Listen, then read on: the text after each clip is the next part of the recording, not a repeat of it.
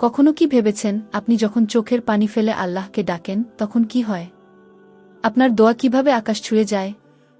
আল্লাহ বলেছেন সূরা বাকারা আয়াত ১৮৬। যখন আমার বান্দা আমার কাছে কিছু চায় আমি তাদের কাছাকাছি। আমি তাদের ডাকে সাড়া দিই যখন তারা আমাকে ডাকে।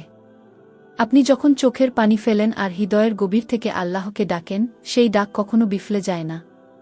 আপনার কান্না, আপনার দুঃখ, আপনার চাওয়া সবকিছু আল্লাহ জানেন। আল্লাহ এমন রব যিনি আপনার দুঃখ বোঝেন এবং আপনার কান্না শুনতে পান। যখন আপনি আল্লাহকে ডেকে বলেন, হে আল্লাহ, আমাকে সাহায্য করুন, তখন আকাশের দরজা খুলে যায়।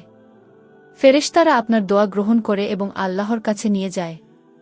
আল্লাহ বলেছেন সূরা আনকাবুত আয়াত ৬৯, যারা আমার পথে চেষ্টা করে আমি অবশ্যই তাদের সঠিক পথে পরিচালিত করব। আপনার কষ্টের প্রতিটি মুহূর্তের সাক্ষী আল্লাহ। আপনি যখন মনে করেন পৃথিবীতে কেউ নেই তখন আল্লাহ আপনার পাশে থাকেন।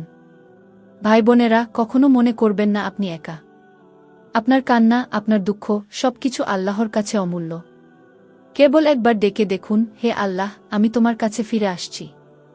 আল্লাহ সবসময় আপনার পাশে আছেন। তাই কখনো ভেঙে পড়বেন না।